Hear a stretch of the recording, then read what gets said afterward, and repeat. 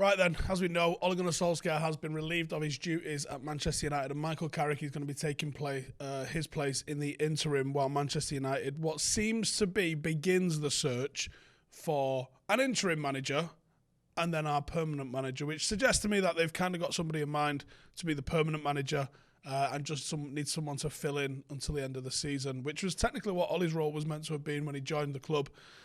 Well, let's get into where it went wrong, because it did start off so brightly. Took over from Jose in December 2018. We had that 4-3-3. He came in and said, we're going to make you one of the fastest, most aggressive teams in Europe. I think he failed in that. I think Manchester United, towards the last 6 months especially, have been very ponderous and slow. We played that 4-3-3. And I think a large part of how and why that 4-3-3 was effective was the utilisation of Matic, Herrera and Pogba as a midfield three.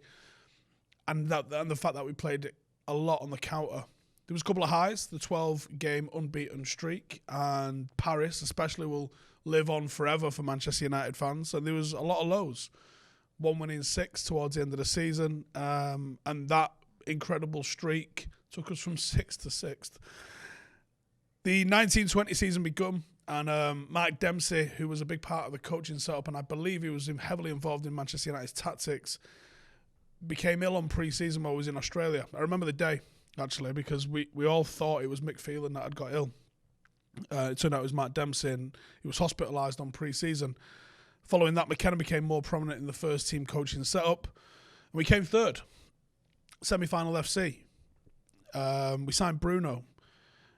We got great seasons out of both Martial and Rashford, and we got rid of Sanchez, and there was some good highs. We beat Chelsea 4-0.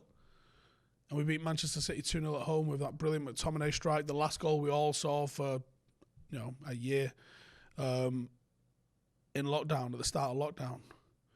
But it was some lows. The City semi-final loss at home was embarrassing. It was 45-minute destruction from City.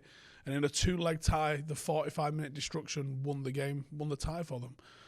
The Chelsea semi-final loss, it felt like we phoned it in, but ultimately we lost and we were never really in it. The Burnley loss, I thought that was the end at that time. And then the Sevilla semi-final loss, which felt a little bit on the useless side. 2021 season, we came second. There was progress. We got to a Europa final. Again, literal progress. But the cracks did start to show. And I think a large part of why the cracks had started to show is that we transitioned from being a counter-attacking side to one that wanted to play with the ball, yet seemingly didn't have a plan for necessarily how we were going to play with the ball. And the recruitment was pretty good. We'd started to address some problems that had been there for a while. Perhaps wasn't quick enough for a lot of people, and maybe wasn't quite quick enough for Ole either. And the season finished with kind of expectations achieved, or minimum expectations achieved, I think it would be fair to say, in each of his closing seasons. And if you give him an end-of-year report, I think all of those reports would say, okay, you've got a C. Next year you need to try and get a B or an A, if you want to give it like a bit of a school sort of vibe on it.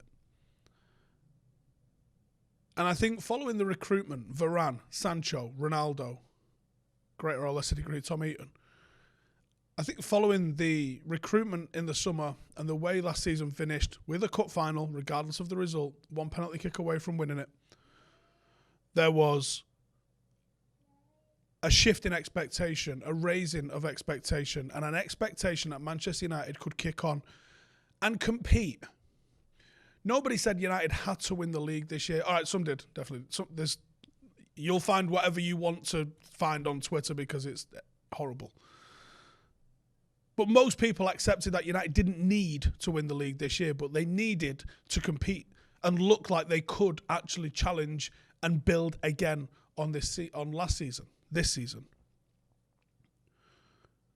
But that's not what happened. Our expectation levels went from here to here, and our performances went from here to here. Individually, some of the players have been found wanting. But more than that, the team looks confused. The team looks lost. And I said yesterday, you can look at every single game, you can look at every single goal, and you can look at every single mistake, and you can attribute all of those to the players, all of them. He should have been tighter. He should have been covering his man. He needs to be getting back into position. But when you look at the chunk of results that United sit right in the end of right now, the manager is the one that carries the can. And there's been some poor decisions, I think, from Ole and his staff this year. Mainly last weekend. Instead of trying to work through whatever they see as the problems, we can all see what we believe are the problems, but the coaching staff are the ones that have to implement the change. Whatever they were seeing as the problems, I don't believe that tiredness was a factor in why United were getting the performances. Now, Chelsea have had a rough patch in terms of performances, but the results have almost been flawless. So a result will hide a poor performance. But poor results and poor performances, and people have to start asking questions. You can't say, well, everything's all right, because it's not. And it wasn't. Previously under Solskjaer, we'd had some brilliant successes, some big wins. We've beaten City, we've beaten Liverpool. We've had some tremendous successes in the Champions League, beating Leipzig, beating Paris Saint-Germain twice. We always went into a big game, in my opinion, with a game plan and an attitude to winning, which was counter to what we had under Jose. And it was refreshing following what we had with Jose Mourinho. We seemed to go into those games confident, and we seemed to believe that we could win. But the Liverpool game and the Manchester City game earlier this season, I didn't feel we were going to win.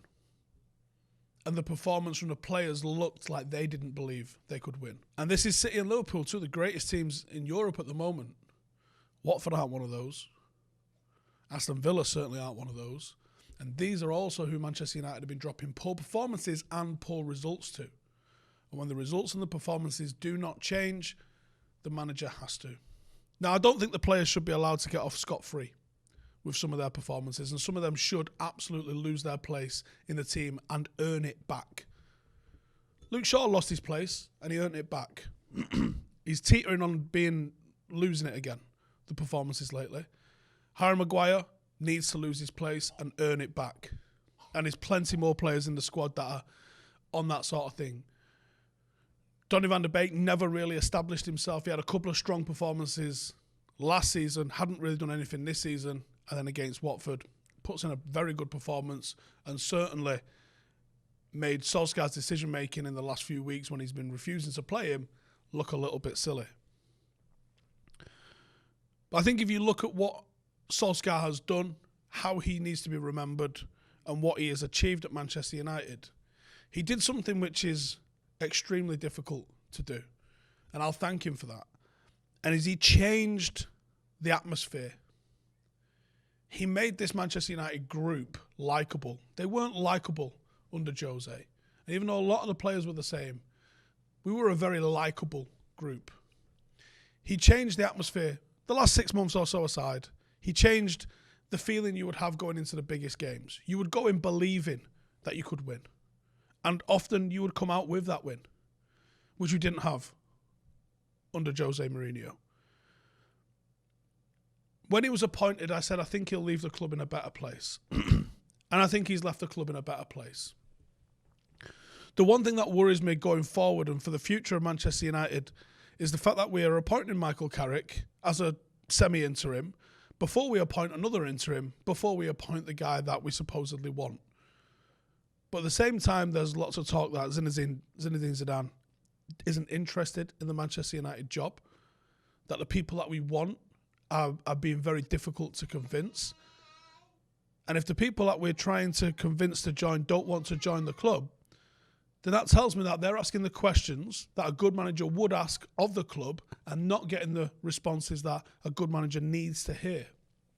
There was some talk last week that we did speak to Antonio Conte and he requested 250 million to spend in the summer, and that's why he wasn't interested in the Manchester United job for whatever the answer was to what he got told.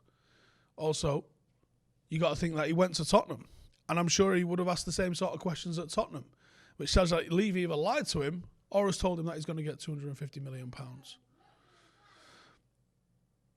I think Ole leaves the club in a better place. I think he's given opportunities to some youngsters, highlighted their talents, and the next manager that comes in is going to find a better run club.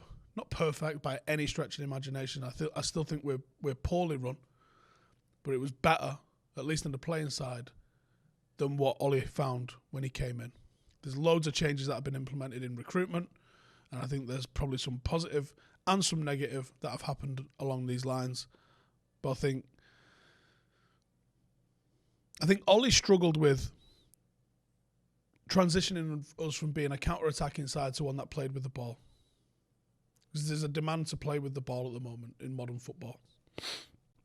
And maybe that's right. Maybe there should be a demand for us to play with the ball. But I think that's fundamentally what he struggled with. I think he maybe revelled in playing on the back foot a little bit and hitting teams and exploiting the gaps that they leave when they come and attack you. Maybe that's what he's better suited to. I imagine he probably goes back to Norway. I imagine, from what I can see, he'd be welcome back at Molde. And I think he ends up managing the Norwegian national team at some point. I think this is a bump in his career, not the end of his career. I think there's far better perceived managers that have failed harder with easier jobs. This Manchester United job's not easy for anybody. And the board's got a hell of a decision to make at the moment. There's some talk that they want Ralf Rangnick and obviously Zidane or Ten Hag to come in following that as permanent manager in the summer. That feels too perfect for me because I don't believe in the United board to have that sort of foresight, insight and knowledge of exactly who would be good in football. I feel like they just want to appoint a shiny thing.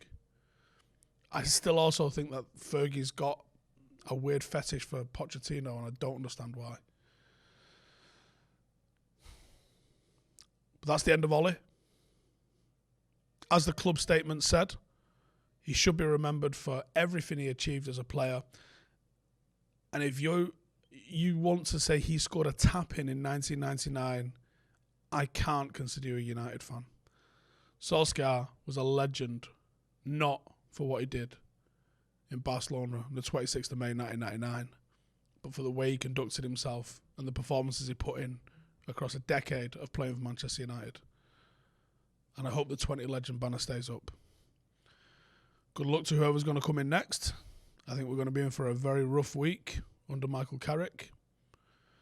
Let's hope whoever comes in following that is strong enough to be able to bend some of these players to his will, because some of these players need holding accountable.